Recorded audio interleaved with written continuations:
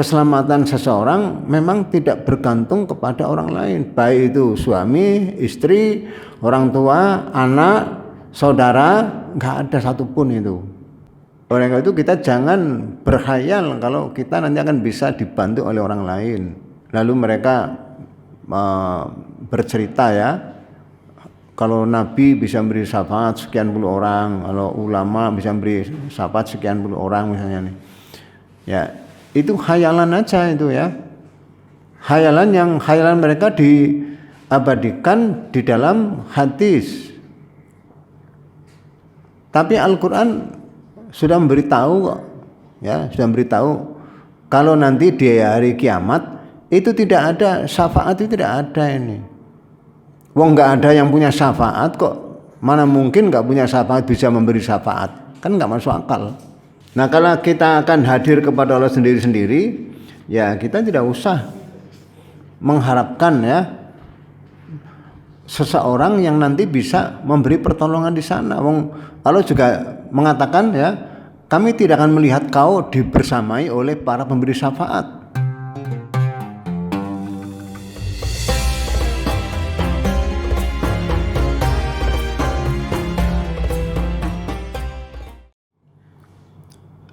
Assalamualaikum warahmatullahi wabarakatuh. Mari kita awali dengan baca basmalah ini. Bismillahirrahmanirrahim. Alhamdulillah nahmaduhu wa nasta'inuhu wa nastaghfiruh wa na'udzu billahi min syururi anfusina wa min sayyiati a'malina. May yahdihillahu fala mudilla lahu wa may yudlil fala hadiya lahu. Asyhadu an la ilaha illallah wahdahu la syarika lah wa asyhadu anna Muhammadan abduhu wa rasuluh. Allahumma shalli ala Muhammad wa ala alihi wa ashabihi wa mawalah ma ba'du. Bapak Ibu rahimakumullah, pada kesempatan kali ini marilah kita bersama-sama meluruskan niat kita bahwa kita hadir ke majelis ini adalah untuk thalabul ilmi, mencari pemahaman baru terhadap wahyu yang Allah berikan kepada kita melalui Rasulullah SAW dan juga Rasul-Rasul yang lain. Pada pertemuan sebelumnya sudah saya sampaikan bahwa yang bisa menyelamatkan seseorang itu adalah iman dan amal salehnya sendiri, bukan iman dan amal saleh orang lain.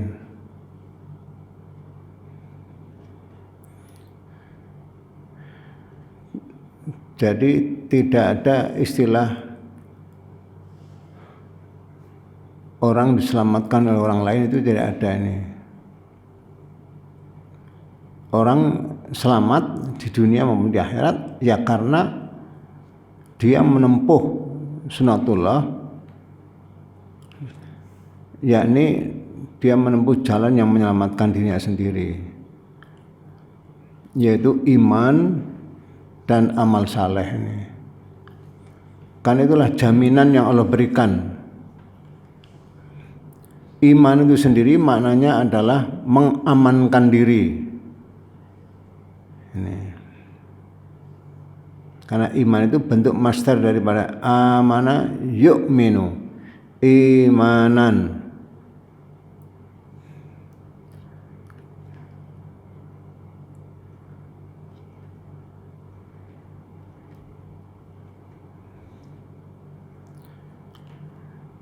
Nah, mengamankan diri tentu ada caranya. Nah, ada caranya ini.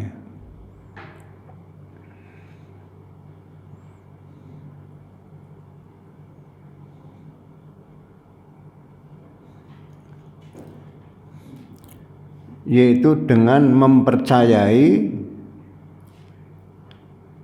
hal-hal yang harus dipercayai seperti beriman kepada Allah, ya, kepada hari akhir, kepada para malaikat,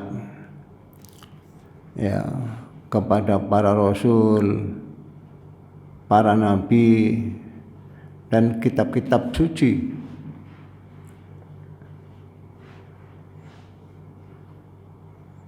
Itu yang disebutkan di dalam Al-Quran, ya.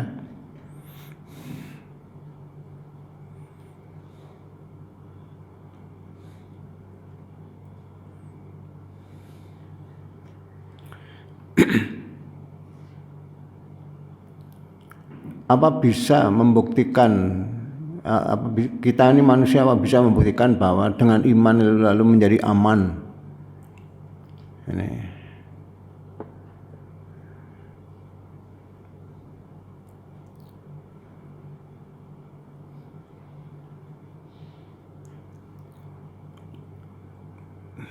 Nah, pembuktiannya itu ditindaklanjuti dengan amal saleh.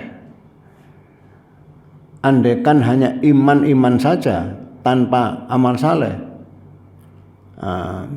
alias imannya tidak membuahkan amal saleh, itu dianggap imannya tidak bermanfaat.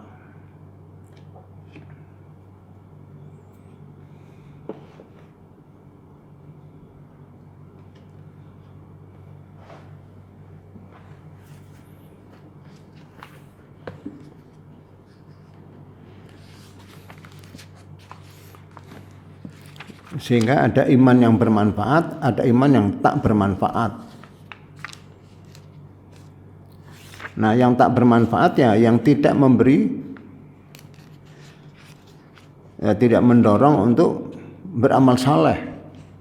Coba dibaca surat As-Sajdah, surat ke-32 ayat 29. A'udzubillahi minasyaitonir rajim. Bismillahirrahmanirrahim. Qul yaumal fathi la yanfa'ul ladzina kafaru imanuhum wala hum yundarun. Katakanlah pada hari kemenangan itu tidak berguna bagi orang kafir iman mereka, dan tidak pula mereka diberi tangguh. Jadi ada iman, iya, tapi kalau tidak mendorong untuk beramal saleh, imannya layan fa, tidak memberi manfaat.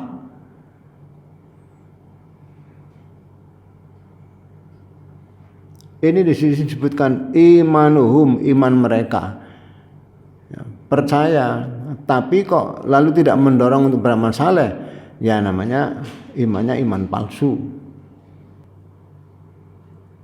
Nah, karena sudah Allah jelaskan di dalam kitab sucinya, ya kita tinggal memahami saja, memahami dan mempraktekkan.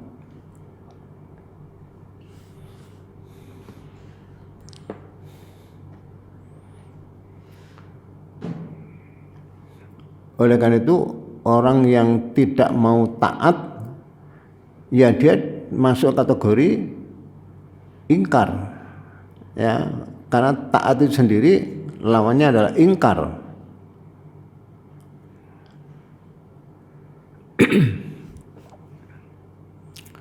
Ada orang mengaku beriman, kalau itu enggak beramal, ya orang itu suruh melihat sendiri.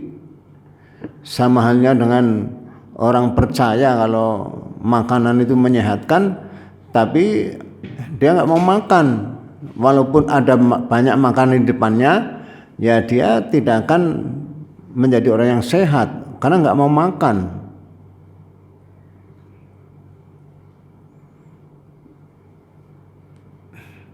Nah, oleh karena itu, keselamatan, ya, di samping hanya berdasarkan iman dan amal salehnya sendiri, juga bersifat individual. Jadi keselamatan itu tidak bersifat kolektif. Oh, kalau yang lain selamat, dirinya ikut selamat, tidak. Tapi bersifat individual. Jadi orang dihitung, ya, sesuai ada tidaknya iman dan amal saleh orang tersebut. Oleh karena itu saya juga sering menyampaikan satu statement, ya, kita jangan sampai hanya senang melihat orang lain berbuat baik, tapi kita juga harus ikut berbuat baik kalau kita ingin bernasib seperti yang dijelaskan dalam Al-Quran ini. Coba kita baca surat An-Nahl ayat 97 ini. Man 'amila salihan min dzakarin aw untha wa huwa mu'minun falanuhyiyannahu hayatan thayyibah wa lanajziyannahum ajrahum bi ahsani ma kanu ya'malun. Di sini man ini bisa laki bisa perempuan. Sampai Allah tegaskan min dzakarin au unsa, baik laki-laki ataupun perempuan ini. Jadi betul-betul bersifat individual kalau orang ingin mengalami kehidupan yang baik ini. Ya baik di dunia maupun baik di akhirat. Itu bersifat individual. Makanya dalam contoh-contoh di masa lalu yang diabadikan dalam Al-Quran, ya, ada suami istri, ya, walaupun tinggal satu rumah, karena beda keyakinan, lalu beda hasilnya, beda ujungnya.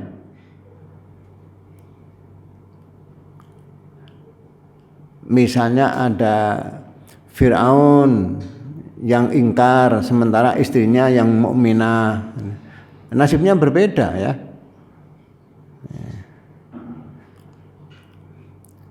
Ada Ibrahim,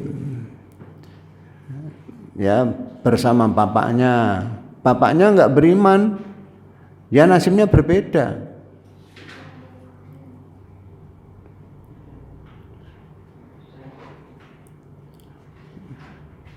Sehingga tidak bisa lalu amal anak kok menjadi amal orang tua, tidak bisa.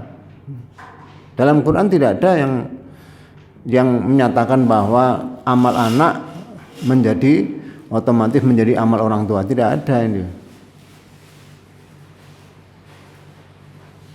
Jadi bersifat individual. Ya. Loh, kalau amal anak jadi amal orang tua, ya kan orang seperti Ibrahim yang bapaknya ingkar, nah otomatis bisa dapat pahala sebagus anaknya Ibrahim. Tapi kan tidak demikian, ya. Sampai informasi yang disampaikan dalam Al-Quran, walaupun bapaknya dimohonkan ampunan berkali-kali, Allah juga tidak akan mengampuni. Itu menggambarkan bahwa keselamatan seseorang memang tidak bergantung kepada orang lain, baik itu suami, istri, orang tua, anak, saudara, nggak ada satupun itu.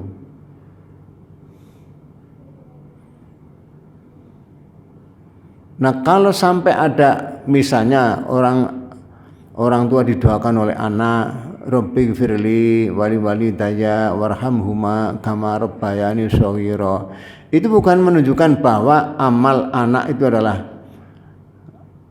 amal orang tua, bukan. Tetapi karena bapaknya seorang muslim, seorang mukmin, sehingga walaupun dia sudah meninggal dunia, dia masih berhak untuk dimohonkan ampunan. Jadi itu adalah balasan amalnya sendiri ketika dia hidup. Jadi bukan amal anak otomatis jadi amal orang tua. Nah, karena keselamatan dalam pandangan Al-Quran itu adalah atas dasar iman dan amal salehnya sendiri, maka kita selama masih hidup ya diupayakan, ya, harus menjadi orang yang beriman dan beramal saleh. Nah, iman seperti apa, amal saleh seperti apa, juga dijelaskan di dalam Al-Quran. Bahwa amal orang lain, ya, ikut berpengaruh pada amal kita, ya, itu kelihatannya saja ini. Dulu pernah saya singgung di dalam ilmu biologi itu ada istilah apa itu penampakan baru ya, penampakan baru ini. Apa dalam bahasa Inggrisnya Pak Tri? Jadi misalnya tanam-tanaman ya, kalau dia ditanam sendiri berbeda kalau dia ditanam bersama tanaman yang lain. Nah, ketika bersama-sama tanaman yang lain, itu nanti lalu muncul situasi baru.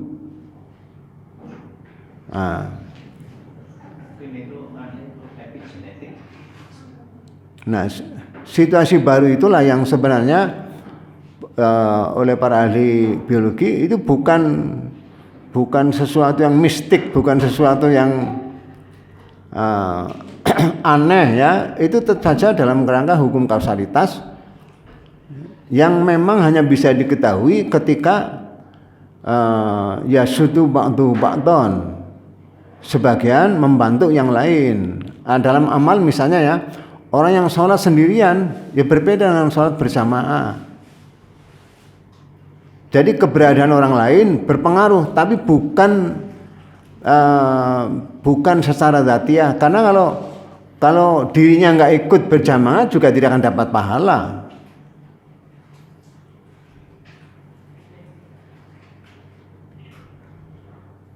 Nah, kalau nggak berjamaah ya nggak dapat pahala jamaah.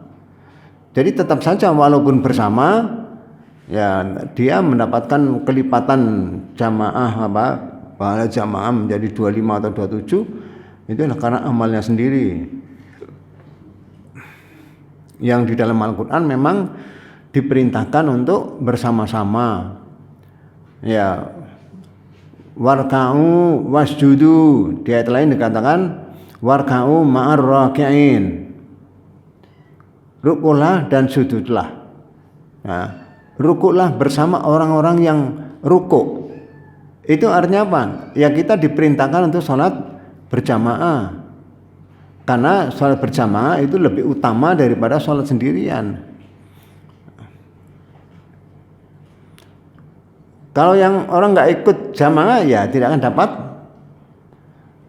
keutamaan berjamaah nih. Nah itu amal ya, amalnya sendiri nih.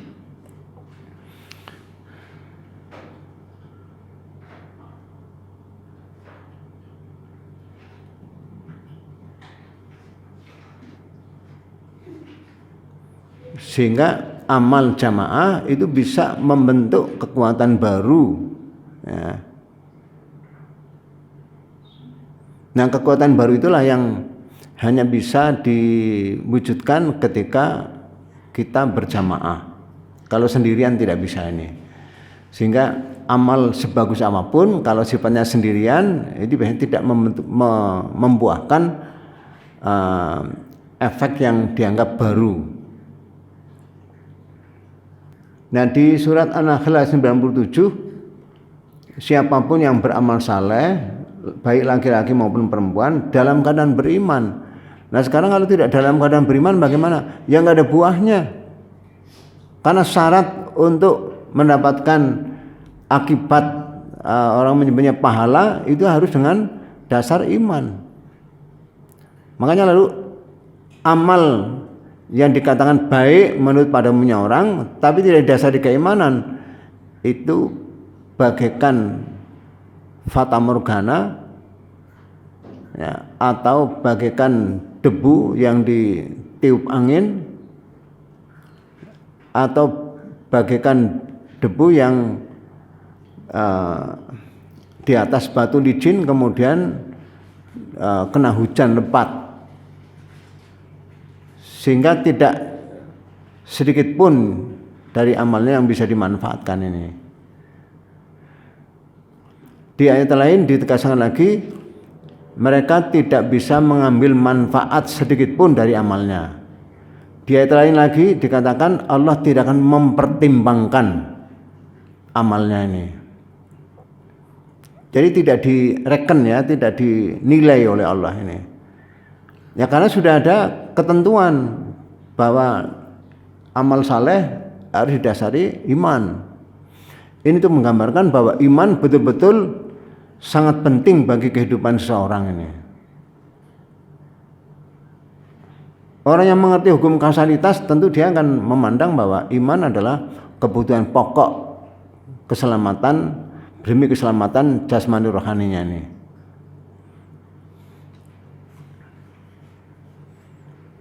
Makanya aneh kalau sampai ada orang beriman kok nggak tahu sejarah keimanannya sendiri, bagaimana cara memperolehnya, nggak tahu bagaimana cara merawatnya, cara menyuburkannya. Ya tentu dia tidak akan bisa mendakwahkan atau menyampaikan kepada orang lain. Karena nggak tahu sejarahnya, iman itu apa, ya.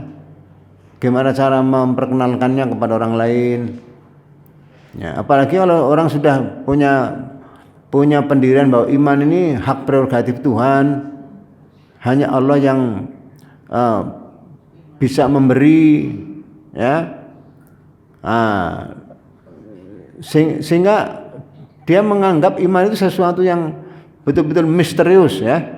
Nah kalau iman sebagai sesuatu yang misterius, itu dia tidak bisa mempertahankan iman.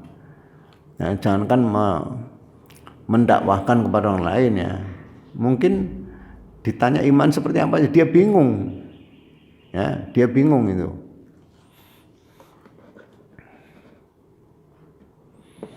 Nah, oleh karena itu di dalam Al-Qur'an amal-amal yang bisa yang menyelamatkan seseorang itu disebutkan secara individual, laki-laki sendiri, perempuan sendiri, ya. Misalnya kalau dia beriman, ya iman sendiri laki-laki, iman perempuan, ya, taat juga begitu, puasa juga seperti itu, ya, dan lain-lain juga seperti itu ini. Coba dibaca surat Al-Ahzab surat ke-35 ayat surat ke-33 ayat 35. Innal muslimina wal muslimati wal mu'minina wal mu'minati wal qanitina wal qanitati was sadiqina was sadiqati والصابرين والصابرات والخاشعين والخاشعات والمتصدقين والمتصدقات والصائمين والصائمات والحافظين فروجهم والحافظات والذاكرين الله كثيرا والذاكرات أعد الله لهم مغفرة وأجرا عظيما. Ya, di situ disebutkan satu persatu, ya. Itu secara sendiri-sendiri. Muslim ya sendiri, mukmin ya sendiri. Benar ya sendiri, sabar sendiri, khusyuk sendiri, ya. Artinya laki-laki harus khusyuk, perempuan juga harus khusyuk kalau ingin punya nasib yang sama ini. Sehingga informasi yang di ayat lain tentang kemungkinan seorang bertemu dengan anggota keluarganya di akhirat itu juga karena punya prestasi yang kurang lebihnya sama. Yaitu sama-sama beriman, sama-sama beramal saleh. Coba dibaca surat At-Tur surat ke-52 ayat 21. والذين آمنوا واتبعتهم ذريتهم بإيمان ألحقنا بهم ذريتهم وما ألتناهم من عملهم من شيء كل امرئ بما كسب رهين. Jadi kalau ada orang kok bisa ketemu keluarganya di surga, ya ini dikatakan ittaba'thum dzurriyyatuhum bi imanin, mengikuti karena iman. Ya karena sama-sama beriman. Lalu dikatakan Allah tidak menyanyiakan, tidak akan mengurangi sedikit pun pahala dari amal mereka. Jadi iman dan amal itu disebut sebagai prinsip yang harus ada. Lalu dibuat kaidah umum oleh Allah. Kullu mri'in bima kasaba rohin, itu kaidah umumnya. Setiap orang terikat oleh apa yang dia kerjakan. Ya memang maunya membantu, tapi nggak bisa. Ya. Mungkin anak maunya membantu orang tua, ya tapi kalau nggak bisa dibantu, ya tidak bisa. Karena semua hasil itu tidak lain adalah hasil dari kerjanya sendiri. Oleh karena itu kita jangan berkhayal kalau kita nanti akan bisa dibantu oleh orang lain. Ya, sebagian orang berkhayal nanti ada orang yang bisa memberi syafaat misalnya itu. Ya, itu khayalan ya, khayalan ini. Lalu mereka bercerita ya, kalau Nabi bisa beri syafaat sekian puluh orang, kalau ulama bisa beri syafaat sekian puluh orang misalnya nih. Ya, itu khayalan aja itu ya. Khayalan mereka diabadikan di dalam hadis. Tapi Al-Qur'an sudah memberitahu kok. Ya, sudah memberitahu kalau nanti di hari kiamat itu tidak ada syafaat, itu tidak ada ini. Wong nggak ada yang punya syafaat kok, mana mungkin nggak punya syafaat bisa memberi syafaat, kan nggak masuk akal. Ya. Coba kita baca surat Al-Baqarah ayat 254. Ya ayyuhalladzina amanu anfiqu mimma razaqnakum min qabli an ya'tiya yawmun la bay'un fihi wala khullatun wala syafa'ah wal kafiruna humudz zalimun. Ya, hai orang-orang yang beriman, infakkanlah sebagian dari yang rezeki yang telah kami berikan kepadamu sebelum. Jadi batas infaknya itu adalah sebelum datangnya suatu hari. Jadi itu hari yang akan datang, yang akan dialami oleh semua manusia ya. Di mana pada hari itu la bai'un fihi, tidak ada jual beli, walahullah, dan tidak ada persahabatan atau teman dekat ya, dan tidak ada syafaat, wala syafaah, dan tidak ada syafaat atau pertolongan ya. Tapi orang yang kurang jeli biasanya lalu percaya saja ya, wah itu ada hadisnya kok, begitu, ada hadisnya sahih lagi, gitu kan. Padahal hadis itu sahih, yang mengatakan sahih juga penyusun hadis. Ya, bukan Rasulullah, bukan juga Allah. Siapa yang mau menjamin kalau hadis yang disebut sahih itu bisa dipertanggungjawabkan, bisa dijadikan dasar dalam beramal? Bahkan sebagian ulama hadis pun memberikan satu persyaratan bahwa di antara syarat hadis sahih itu harus sesuai dengan wahyu, harus sesuai dengan Al-Quran. Kalau nggak sesuai, ya dianggap hadis itu hadis bohong ya. Di sini nyata-nyata ya, yaumun la bai'un fihi wala khullah wala syafa. Ada 3 yang ditolak ya, mustahil akan muncul di sana, yaitu perdagangan atau jual beli, persahabatan. Oh itu dulu sahabat karib saya, enggak ada ini ya. Dan juga syafaat atau pertolongan, atau syafaat menurut bahasanya penggenap. Ya, penggenap kalau orang misalnya ditimbang 39, wah nggak bisa masuk, karena untuk bisa masuk diterima itu kalau bobotnya 40, kurang 1 ya. supaya ditimbang menjadi 40, lalu disuruh makan yang banyak misalnya ini, timbang lalu jadi besar. Nah, nambahi penggenap ya, yang tadi 30 menjadi 40 dengan cara makan, itu namanya syafaat. Itu penggenap ini. Yang oleh para ulama sering ditafsirkan syafaat itu kalau orang itu berdosa lalu bisa diampuni, tidak jadi disiksa itu loh.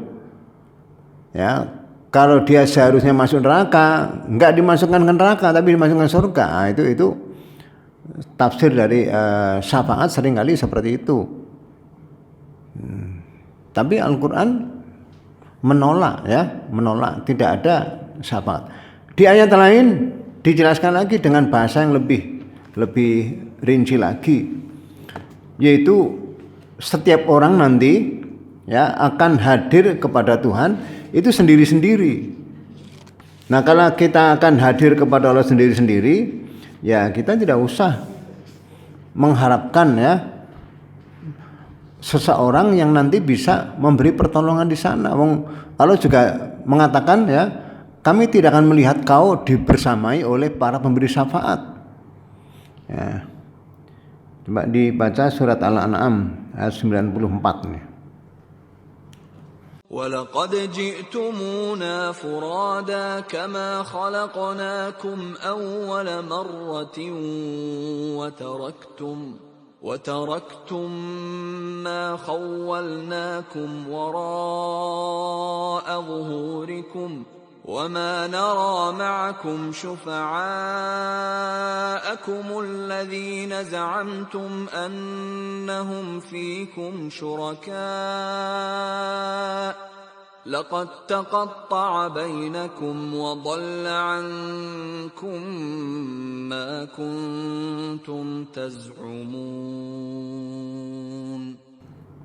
Nah, di sini ada sebutan wa manaro makum. Kami, kata Allah ya, tidak akan melihat kalian bersama kalian syufa'akum, pemberi syafaat, para pemberi syafaat, alladzina za'amtum, bahwa mereka yang kalian sangka bahwa mereka adalah sekutu-sekutu kami, sekutu Allah dalam hal memberikan syafaat atau pertolongan ini. Allah katakan laqad taqatta'a bainakum, sungguh terputus antara satu orang dengan orang lain ini. Enggak ada orang yang disangkakan orang akan beri syafaat di sana, tidak ada. Sudah diinformasikan oleh Allah, kalian nanti di hari kiamat akan datang menghadap kepada kami sendiri-sendiri. Loh, apa mampu ya Tuhan menghadapi manusia miliaran triliunan manusia sejak zaman Adam sampai akhir zaman? Apa mampu nih? Lo sangat mampu ya. Kalau menghadapi orang beribadah ya, ada yang sekarang ini misalnya ya, ini kita di sini jam 8 kurang 20 menit ya, kurang 15 menit. Itu di Saudi Arabia itu masih malam ya. Masih malam karena selisihnya 4 jam. 4 jam antara Indonesia dengan Saudi Arabia ini. Nah, orang di sini sholat duha, di sana masih sholat lail. Nah, yang di Amerika Utara sana sekarang ini waktu Isya. Nah, waktu Isya. Jadi pada saat yang sama di titik waktu sekarang ini itu ada orang yang sholat duha, ada yang sholat lail, ada yang sholat Isya. Itu semua dipenuhi oleh Allah, ditanggapi oleh Allah secara real time, tidak selisih, ya, tidak selisih. Ya. Jadi kalau Allah mampu ya menghadapi hambanya satu persatu. Ya, kita jangan mengukur Allah dengan akal kita. Nah, mengapa dikatakan demikian? Karena sebenarnya keselamatan seseorang itu sudah dijelaskan oleh Allah melalui Rasulnya, bahwa keselamatan seseorang hanya bisa diraih dengan iman dan amal saat dia hidup. Sehingga apapun yang dikerjakan orang, ya, tidak akan berpengaruh pada orang-orang yang ketika dia hidup tidak beriman, tidak beramal saleh. Sehingga misalnya ya, kita memohonkan ampunan kepada Allah untuk orang-orang tua kita ya, mungkin mbah-mbah kita ya, yang sudah meninggal dunia lebih dahulu. Andaikan mereka ketika dia hidup enggak beriman, permohonan kita juga enggak akan diterima kok. Coba dibaca surat At-Taubah, surat ke-9 ayat 80. استغفر لهم أو لا تستغفر لهم إن تستغفر لهم 70 مرة فلن يغفر الله لهم ذلك بأنهم كفروا بالله ورسوله والله لا يهدي القوم الفاسقين. Jadi di sini Allah nyatakan, kau mohonkan ampunan untuk mereka atau tidak kau mohonkan ampunan untuk mereka. Andaikan kau mohonkan ampunan untuk mereka 70 kali, sekali 2 kali sampai 70 ya, tetap saja Allah tidak akan mengampuni mereka. Yang demikian dijelaskan ya, yang demikian karena mereka ingkar kepada Allah dan Rasulnya. Jadi dijelaskan, kalau sampai orang meninggal dunia kok dalam keadaan tidak membawa iman, nggak bisa ditolong, nggak bisa didoakan. Makanya permohonan yang ditujukan kepada orang telah meninggal dunia hanya kalau yang meninggal dunia adalah orang beriman. Sehingga suruhan Allah kepada orang yang beriman untuk memohonkan ampunan buat mereka juga kalau mereka beriman. Coba dibaca surat Muhammad ayat 19. Surat Muhammad surat ke-47. فاعلم أنه لا إله إلا الله واستغفر لذنبك وللمؤمنين والمؤمنات والله يعلم متقلبكم ومثواكم. Jadi di sini dibatasi, mohonkanlah ampunan bagi dosamu dan bagi dosa mukmin laki-laki dan perempuan. Selain itu enggak ada. Jadi walil mukminin wal mukminat. Sehingga praktek istighfar yang dituntunkan oleh Al-Quran juga ya yang beriman, buat mereka yang beriman, baik dia masih hidup ataupun sudah meninggal dunia.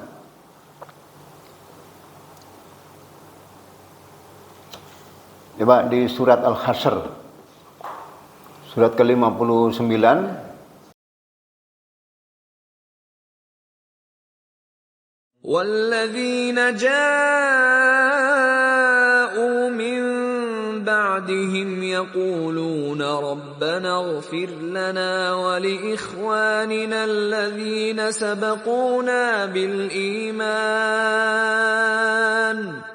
يقولون ربنا اغفر لنا ولإخواننا الذين سبقونا بالإيمان ولا تجعل في قلوبنا غلا للذين آمنوا ربنا إنك رؤوف رحيم.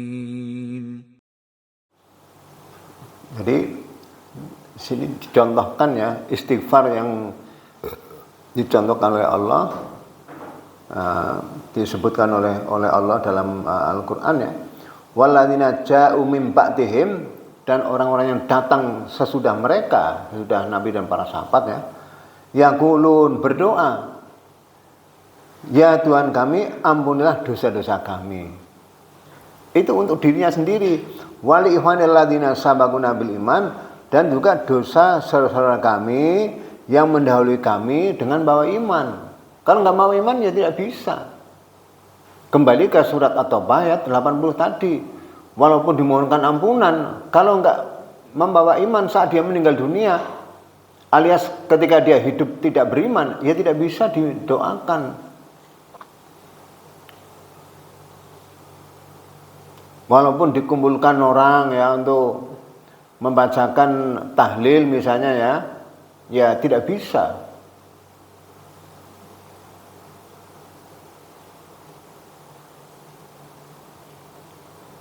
Jadi harus ada syarat yang mutlak harus dimiliki oleh orang yang didoakan, yaitu dia harus dalam keadaan beriman. Dan iman di depan tadi sudah saya ingatkan, iman yang benar, iman yang mendorong orang untuk beramal saleh.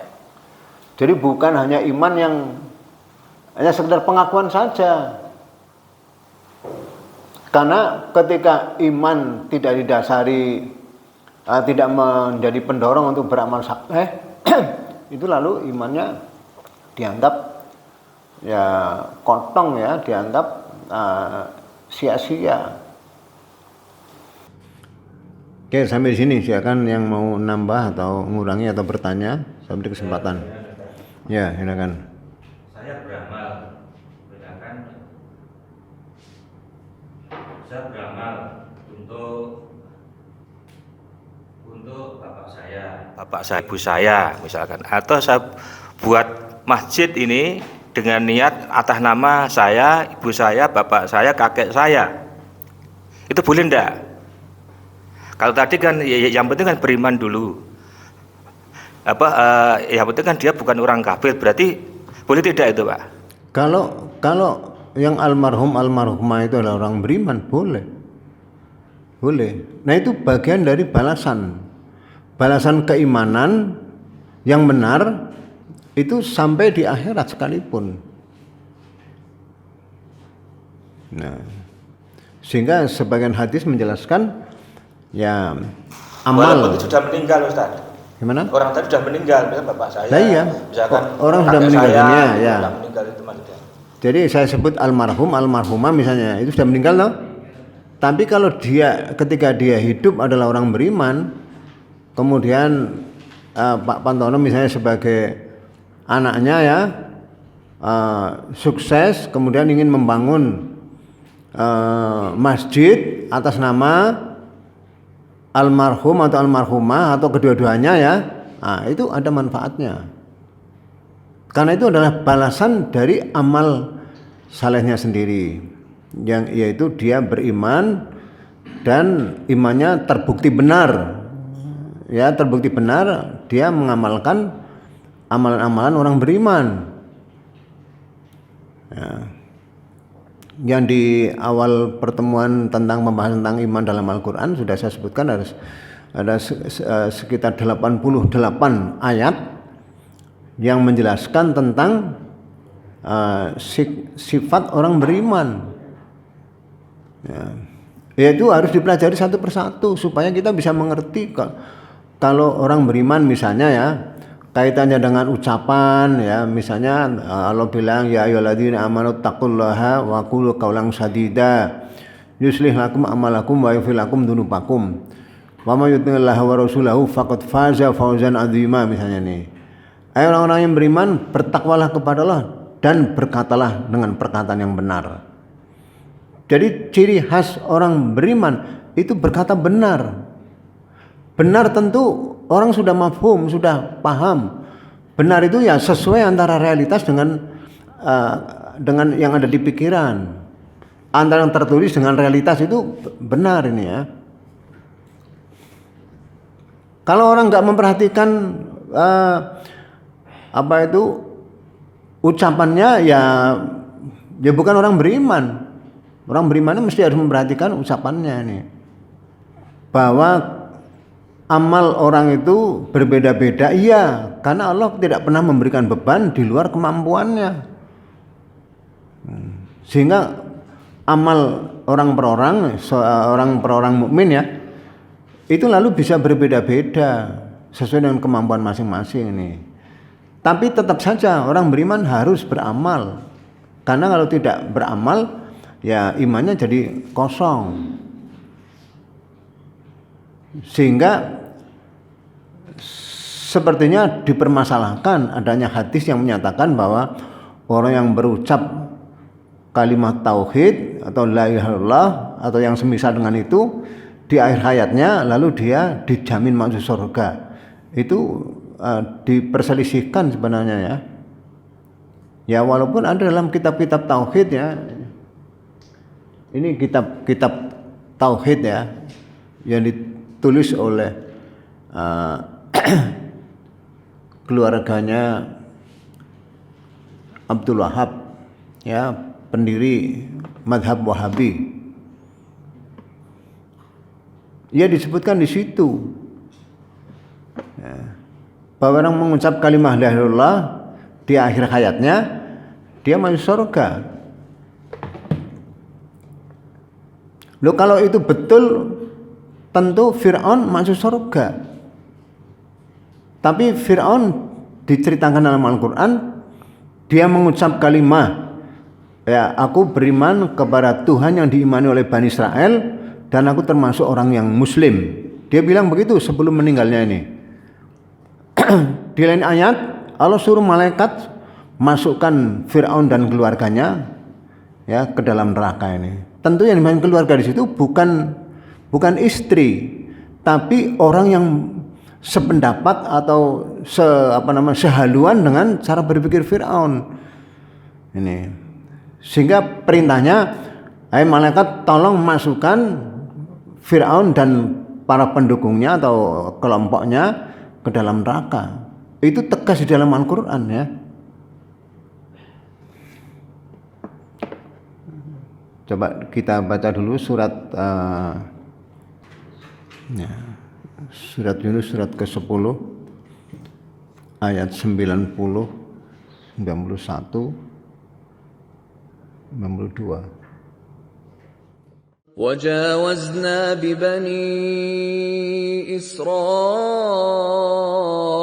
البحر فأتبعهم فرعون وجنوده بغيا وعدوا حتى إذا أدركه الغرق قال آمنت أنه لا إله إلا الذي آمنت به بنو إسرائيل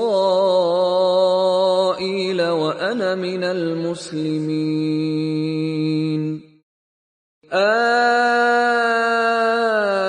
الآن وقد عصيت قبل وكنت من المفسدين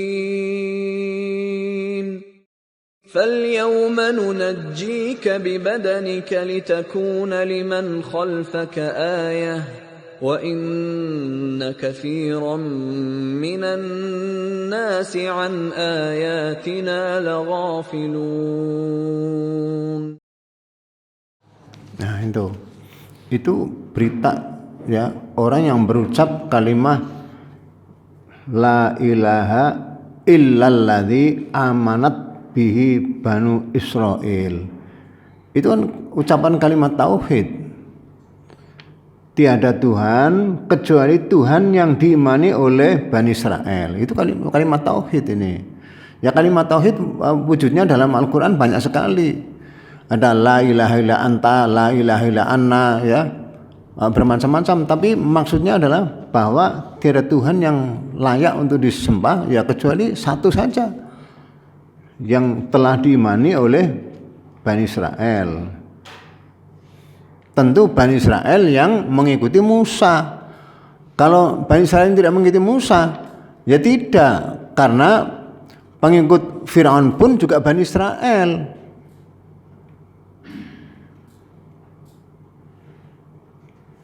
Jadi pengikut Musa yang beriman. Dan Fir'aun mengatakan wa ana minal muslimin, dan aku termasuk orang muslim. Ngaku mukmin, ngaku muslim itu loh. Itu Fir'aun itu. Berarti untuk apa, Ustaz? Tanda-tanda kalimat la ilaha illallah itu di akhir hayat mengucapkan la ilaha illallah itu tandanya diterima tidaknya itu seperti apa? Ya, standarnya dia datang dari hatinya sendiri, bukan karena dikondisikan dipaksa oleh situasi di luar dirinya. Ya, karena dalam sejarah memang manusia bisa berkata apa yang dipaksakan orang di luar dirinya ini. Orang mukmin dipaksa kufur juga juga diabadikan dalam Al-Qur'an. Ada kisah Ammar bin Yasir, itu orang yang dipaksa untuk kafir, ya, tapi hanya ucapan saja, hatinya tidak, hatinya tetap dia tentram dengan iman. Nah, ada yang sebaliknya dia dipaksa untuk untuk beriman, tapi itu hanya dalam lidah saja ini.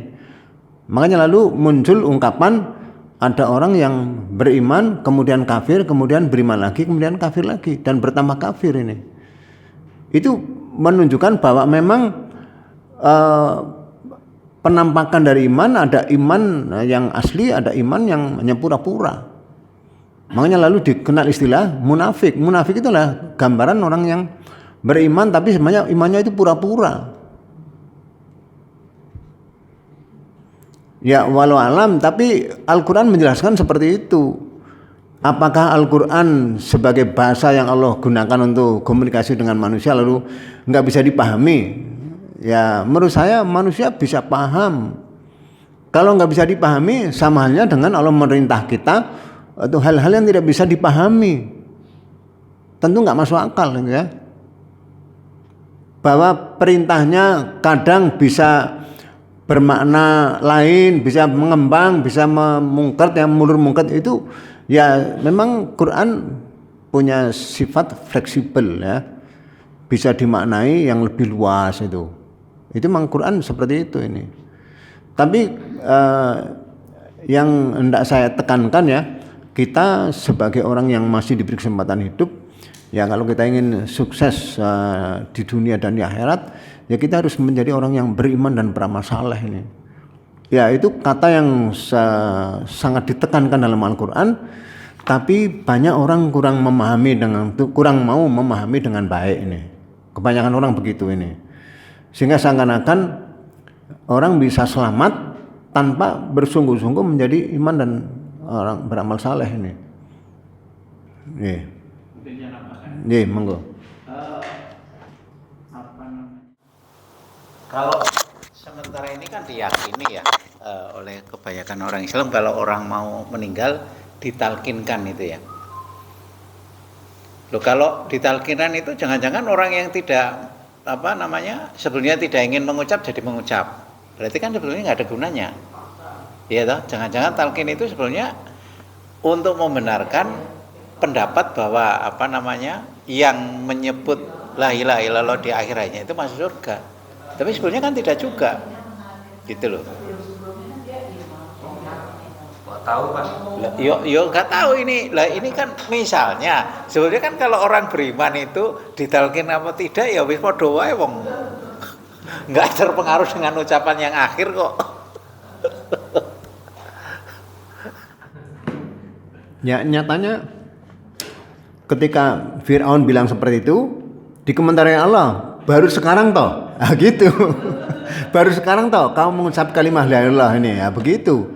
Artinya apa? Jadi ungkapan seperti itu enggak dibenarkan oleh Allah. Berarti kan orang amalnya udah bagus, ditalkin sama tidak ya sama saja. Artinya bukan masuk surganya itu bukan karena ucapannya itu loh. Bukan. Oke, saya tanya lagi Pak Menti. Kembali pada ayat 254 Al-Baqarah, itu kan dikatakan pada hari di mana tidak ada jual beli, tidak ada persahabatan, ya, tidak ada syafaat. Nah, hari yang di situ itu kalau dalam ayat ini itu dimaksudkan hari apa? Apakah hari kiamat atau hari kematian? Dalam ayat ini. Jadi ayat ini berbicara tentang ketika orang meninggal dunia, itulah dia batas akhir daripada kesempatan untuk beramal. Nah, lalu sesudahnya, lalu orang menyebutnya sebagai alam barzah. Alam barzah. Nanti kemudian berlanjut dengan yaumul kiamah ini. Oke, lah kalau itu saatnya hari itu adalah pada saat kematian, di situ dikatakan sudah tidak ada persahabatan. Padahal kan orang Muslim itu persahabatannya malah abadi. Artinya orang yang sudah mati masih bisa mendapat manfaat dari yang hidup. Lah kalau kita itu diperintahkan untuk berdoa dan doa itu pasti tidak ada manfaatnya, kan nggak benar. Itu yang tadi di depan saya sampaikan bahwa doa orang yang hidup untuk orang yang telah meninggal dunia itu sejenis balasan dari amalnya orang yang telah meninggal dunia tadi. Ya, jadi bukan tanpa ada hubungannya dengan keimanan yang dia miliki saat dia hidup.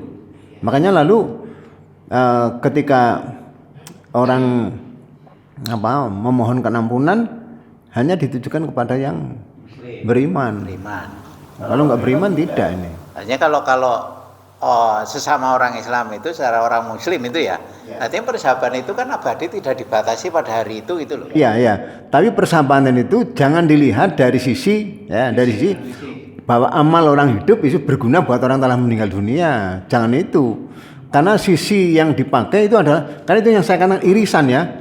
Melihat yang irisan itu harus jeli sekali. Kalau tidak, kita akan repot. Dalam hadis ya, riwayat Imam Ahmad bin Hanbal dikatakan begini. Ibnul As datang kepada Rasulullah, ya Rasulullah, bapakku Al-As ya pernah berjanji hendak menyembelih 100 hewan sembelihan. Dan dia laksanakan separuhnya. Belum lengkap sudah keburu meninggal dunia. Apakah kalau aku penuhi sisanya yang 50 itu atas nama Al-As, itu ada gunanya, bermanfaat buat dia? Jawabannya lau aqarra bitauhid. Kalau bapakmu itu adalah orang yang bertauhid, iya, itu loh. Itu artinya memang balasan daripada ketauhidan. Ya itulah kelebihan orang beriman, antara lain tidak ada tertutup pintu untuk mendapatkan balasan dari amalnya. Karena dalam ayat yang lain yang namanya amal saleh, balasannya memang ajrun ghairu mamnun. Balasan amal saleh gimana? Berarti ada sejarahnya atau sejarah dia beriman beramal saleh dulunya gitu. Iya, harus. Makanya dalam Al-Qur'an orang disuruh beramal itu biar disaksikan orang lain. Ikrar. Ya, kalau amalnya nggak disaksikan ya susah orang lain mau bisa memberikan. Coba dibaca surat At-Taubah ayat 105 ini. وَقُلِ اعْمَلُوا فَسَيَرَى اللَّهُ عَمَلَكُمْ وَرَسُولُهُ وَالْمُؤْمِنُونَ وَسَتُرَدُّونَ إِلَى عَالِمِ الْغَيْبِ وَالشَّهَادَةِ فَيُنَبِّئُكُم بِمَا كُنتُمْ تَعْمَلُونَ. Jadi kita disuruh beramal biar orang lain melihat. Fasayarallahu, Allah akan melihat amalakum wa rasuluhu, dan rasulnya, wal mu'minun, dan orang beriman. Kalau orang beriman kalau lalu amalnya enggak dikenal baik oleh orang lain, ya tanda tanya. Makanya orang itu perlu beramal biar orang lain tahu. Oh, kalau itu sholat berjamaah, datang ke masjid. Nah, kalau orang beriman ke masjid enggak, ya sholat jamaah enggak, gimana mau dikatakan sebagai orang beriman? Karena di ayat lain orang beriman ya sholat berjamaah, sholatnya khusyuk, dipelihara. Yang namanya melihara sholat itu dengan adab-adabnya. Aneh bin ajaib kalau orang mau beriman kok enggak sholat, aneh bin ajaib. Orang beriman kok enggak zakat misalnya ya, enggak infak, aneh bin ajaib ini. Orang beriman kok lalu bicaranya tidak jujur, ya aneh bin ajaib ini. Ya orang mau percaya enggak percaya monggo-monggo saja ini. Tapi hukum Tuhan berjalan secara otomatis, ini istilah yang saya sering pakai ya. Ya, hukum Tuhan ini berjalan secara otomatis dan tidak pernah pilih kasih. Apakah dia kerabat nabi atau bukan nabi, sama, Allah memperlakukan sama ini. Tetap saja nilai derajat seorang bergantung pada amalnya.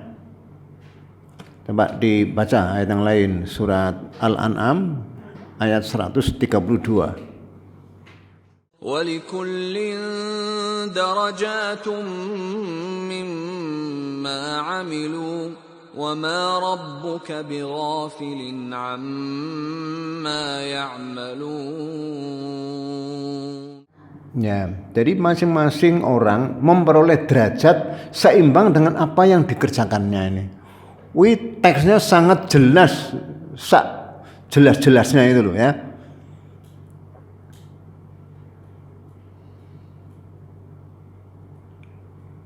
Quran itu kata Syafi'i Ma'arif ya, itulah kitab suci yang paling siap untuk digugat oleh orang yang paling cerdas, dengan segala macam cara berpikirnya begitu. Nah kalau kita nggak belajar Quran ya, yang dipelajari yang lain, kita terseok-seok ya, kita dibawa terblasuk-blasuk, tersesat nggak tahu ya kalau dirinya tersesat ini nih. Padahal dalam hal iman amal saleh orang harus tahu dasarnya. Sehingga ketika orangnya itu hanya ikut-ikutan saja ya, ini dulu saya ikut si fulan. Nah, ketika dia tersesat, dirinya ikut tersesat juga. Ya, sehingga komplainnya kepada Allah tetap aja nggak diterima. Ya sudah, kamu memang menempuh jalan kesesatan kok. Sebagaimana mereka tersesat, ya sudah kamu bersama-sama dia masuk ke dalam neraka ini. Coba dibaca di surat Ahzab ayat 66, 67, 68. يوم تقلب وجوههم في النار يقولون يا ليتنا أطعنا الله وأطعنا الرسولا وقالوا ربنا إنا أطعنا سادتنا وكبراءنا فأضلونا السبيلا ربنا آتهم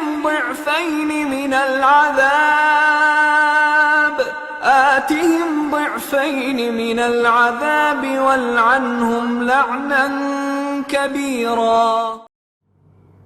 Ya. Jadi itu ada berita gaib ya, dikatakan gaib karena belum terjadi. Ya.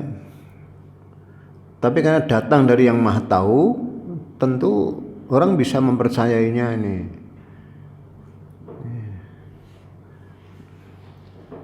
Ingatlah suatu hari di mana wajah mereka dibolak-balik di dalam neraka ya.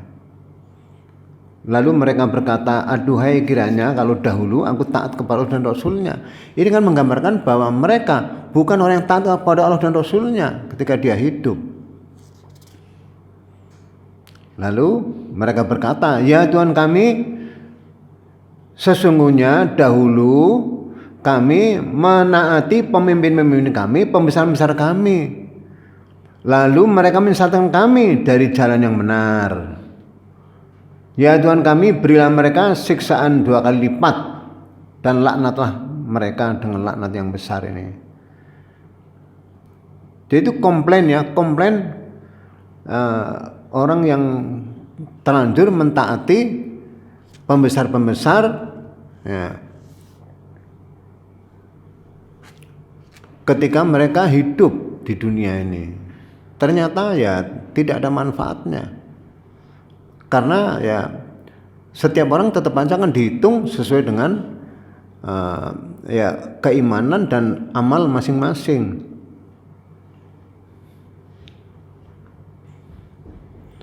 Kan sekarang banyak sekali orang Islam yang seakan-akan ya, kalau dia belum beramal itu asal bergabung dengan orang Islam seakan-akan sudah dianggap sebagai orang lain yang beramal itu. Kan bagus sekali ini. Ya. Makanya kumpul dengan orang beriman lalu dikatakan atau dikomentari orang, ini loh saya sudah seperti mereka. Allah nggak menerima kok yang seperti itu kok. Ya tadi, kalau hal-hal yang bersifat irisan itu harus cermati baik-baik ini ya. Nah, karena kalau tidak sama persis, ya tentu akan tersingkir. Nah, sama persis itu unsur pokoknya. Kalau unsur tambahan boleh tidak sama. Oh ini si fulan beriman juga beramal saleh, yang lain beramal saleh.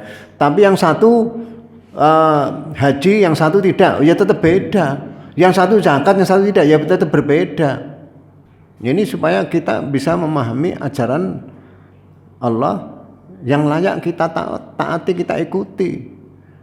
Ajaran yang pasti benarnya ya, karena bisa dibuktikan dalam kehidupan di dunia ini bahwa hukum Tuhan adalah hukum kausalitas.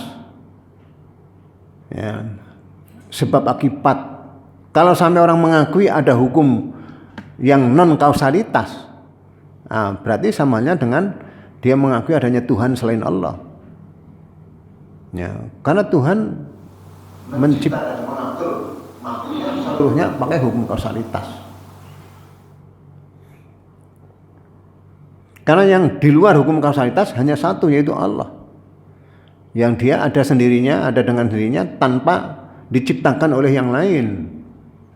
Nanti kapan-kapan kita bandingkan dengan hadis-hadis ya, biar kita bisa mengerti bahwa hadis-hadis tersebut sebenarnya tidak nyambung ya, tidak nyambung dengan ayat Al-Quran ini. Tapi dipercaya oleh banyak orang, sehingga lalu banyak orang yang menyerahkan keselamatan dirinya kepada orang lain. Nah ini konyol ya, konyol ini. Sampai ada seorang gitu ya, dia mengatakan yang namanya seseorang kalau nggak mau berbaiat kepada syekh atau mursyid ya, tetap saja itu tidak bisa diterima oleh Allah ini. Itu walaupun dia mungkin punya pondoknya tingkat berapa gitu ya, kalau kiainya nggak mau baiat kepada syekh atau mursyid, ya tetap saja dia tidak sah. Sehingga lalu dalam ungkapan mereka, siapa yang tidak punya guru maka gurunya adalah setan, begitu. Ya itu buatan-buatan saja oleh mereka yang ingin membentuk komunitas dengan cara seperti itu ini. Padahal dalam kehidupan real, jangankan urusan ukhrawi, urusan fisik saja ini. Kalau orang nggak melakukan, tetap saja tidak akan memetik buahnya kok.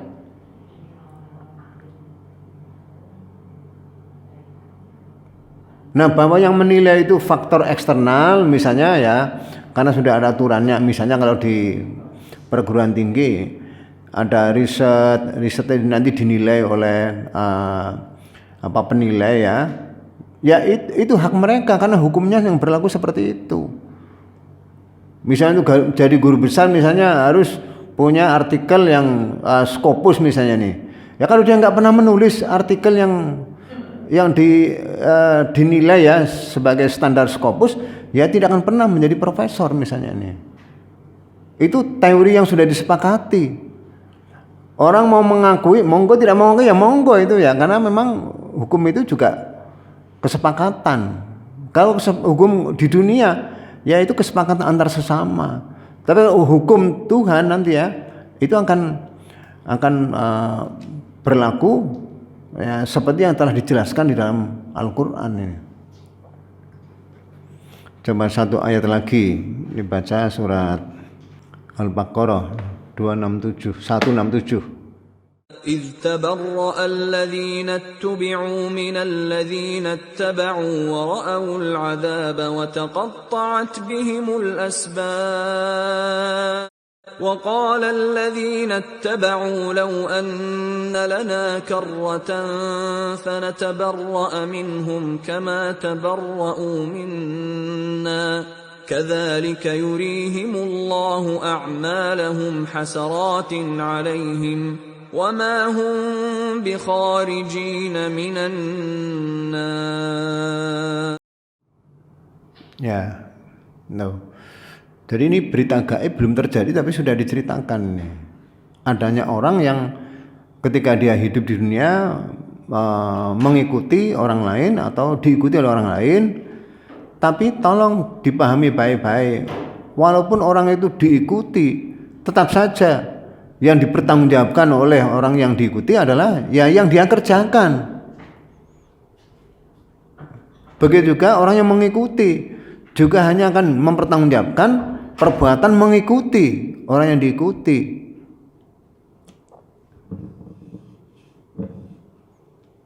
Sehingga ada orang benar, ada orang baik, layak diikuti, tapi dia mengikutinya dengan cara yang salah. Ya nanti produknya kan berbeda. Isa itu orang baik, ya, tapi lalu pengikut-pengikutnya menyembahnya itu loh. Ya nanti akan berbeda. Isa ke surga, pengikutnya yang tidak tepat, yang tidak mengikuti ajaran Isa, ya dia ke neraka ini. Ya memang nggak enak disebut neraka, itu nggak enak ini, tapi Allah menyebut ya dalam Al-Quran ada surga, ada neraka ini. Ya perlulah kita kenal supaya kita bisa lebih hati-hati dalam menjatuhkan pilihan kita kepada satu amal ya. Apakah amal ini membawa ke surga atau ke neraka ini. Sehingga kita sadar kalau iman memang harus turut mendominasi setiap keputusan yang hendak kita kerjakan. Ya orang hidup nggak memperhatikan iman, sama halnya dengan tidak memperhatikan dirinya sendiri kok. Padahal kalau orang diskusi ya, siapa yang paling penting bagi diri kita? Ya diri kita sendiri. Nggak ada yang lebih penting daripada dirinya sendiri kecuali dirinya sendiri ini. Ya orang lain nomor 2 saja, nomor 2, nomor 3 dan seterusnya ini. Bahwa anak cinta orang tua, iya, selama cinta pada orang tua itu juga ada manfaatnya bagi dirinya. Tapi sebenarnya yang dicintai dirinya sendiri ya dirinya sendiri. Nah, Allah itu memberikan cerita bagaimana orang itu berprioritas ya.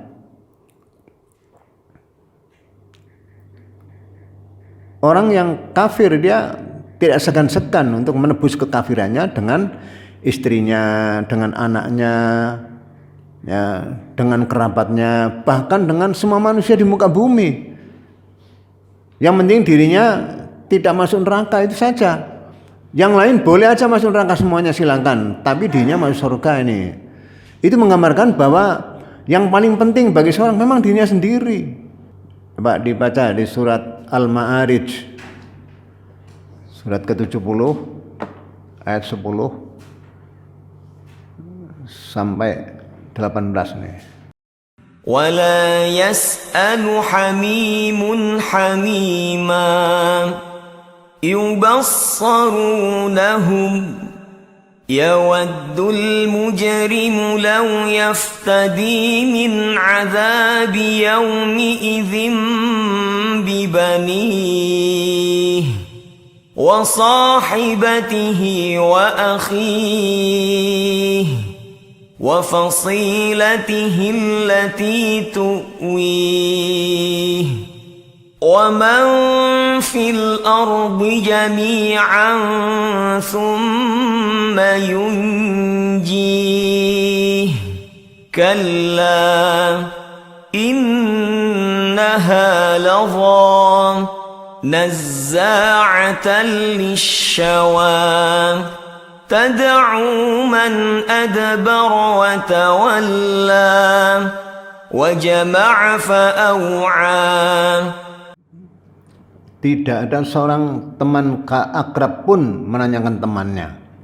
Jadi ketika orang hidup dunia ini punya teman sahabat karib ya, itu nanti ketika masuk di akhirat ya, nggak akan sempat ini menanyakan ini. Situasinya mirip-mirip lah, mirip-mirip ya, bagi orang kafir ini mirip-mirip kondisi gempa ya, gempa ini.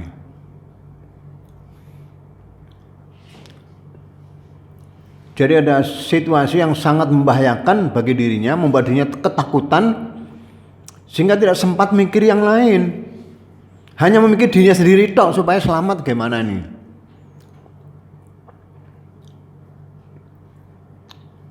Di ayat lain digambarkan ya, seorang yang sedang hamil ya, dia seperti melahirkan, tapi sebenarnya dia tidak melahirkan. Saking takutnya kondisinya ini. Nah kalau orang belum mengalami ya memang belum bisa bercerita ya. Itu urusan di akhirat ya. Tapi pendahuluannya itu bisa diketahui di dunia. Bahwa orang yang hidup tidak siap dengan segala kemungkinan tentu dia akan sulit. Kenapa lalu orang menghadapi situasi yang sangat genting ini? Ya karena dia nggak siap menghadapi hal tersebut. Nah kalau Al-Quran mempersiapkan orang untuk siap dengan segala kemungkinan. Itulah kelebihan Al-Quran.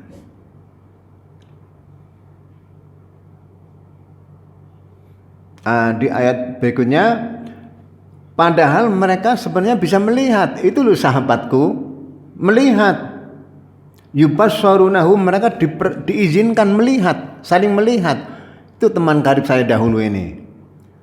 Tapi apa yang terjadi? Yawadul mujrim, orang kafir atau mujrim ya, dia ingin menebus dosa, menebus siksaan kekafirannya pada hari itu dengan anak-anaknya, bibani, dengan anak-anaknya, anak kandungnya, wasahibati dan istrinya, wahihi dan saudara-saudaranya, wafasilatihi dan kaum familinya, mungkin kerabat-kerabatnya ini.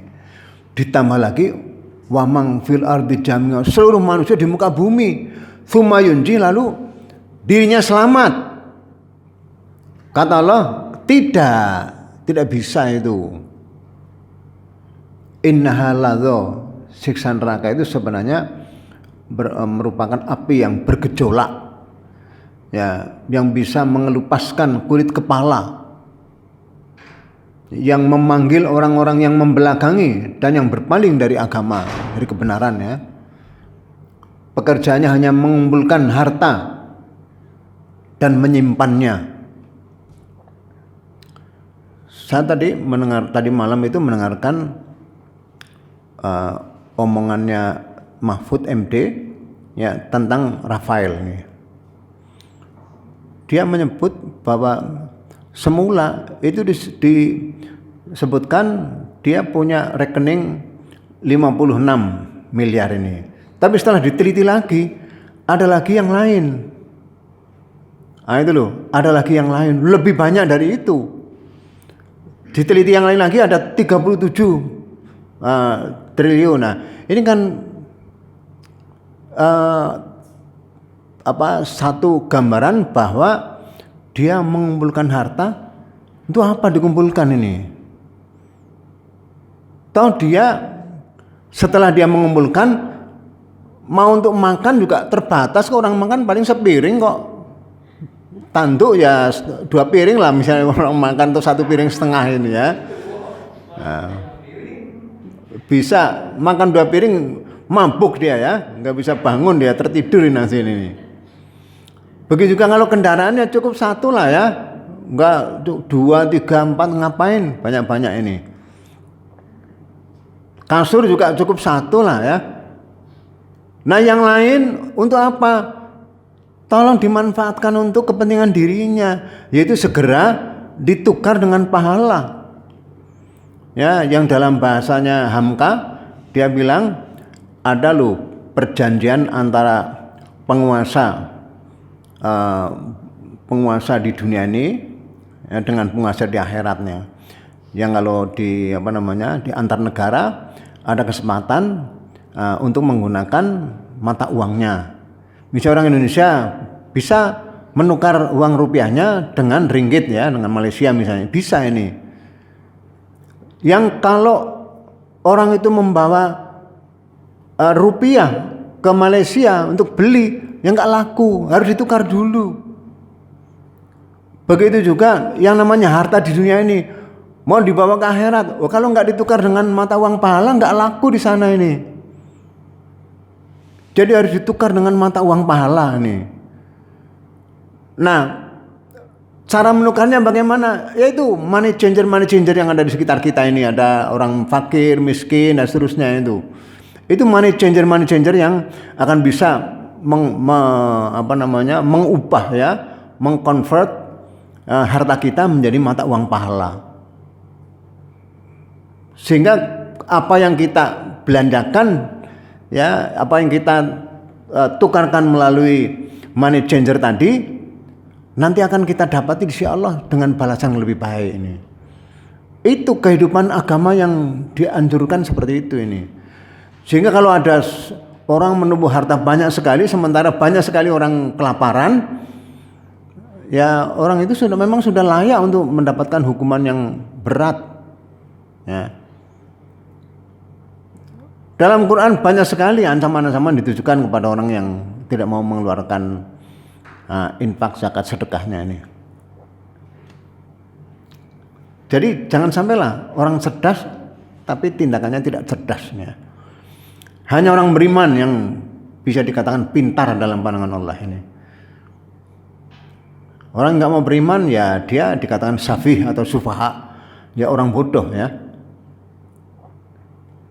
Oke, saya kira itu mungkin untuk hari ini. Ya, monggolah disimpulkan sendiri ya. Nah, kita belajar ya, saya juga belajar dari Al-Qur'an ya. Bahwa nanti ada informasi mungkin berseberangan ya bisa dicek satu persatu karena saya juga hanya membacakan aja ya. Kan Allah menyuruh kita untuk bacakanlah ayat-ayat Allah kepada mereka supaya mereka mengambil pelajaran. Ya supaya kita semua mengambil pelajaran ini. Karena peringatan itu berguna bagi orang beriman. Kalau nggak beriman ya nggak ada gunanya. Fadzakir fa inna dzikra tanfa'ul mu'minin. Berilah peringatan karena peringatan itu berguna buat orang-orang beriman. Ya kalau nggak beriman ya walaupun diberi peringatan ya peringatan itu nggak ada manfaatnya. Kurang lebihnya mohon maaf, mari kita tutup dengan baca hamdalah dan kabar majelis ini. Alhamdulillahirrahmanirrahim. Assalamualaikum warahmatullahi wabarakatuh.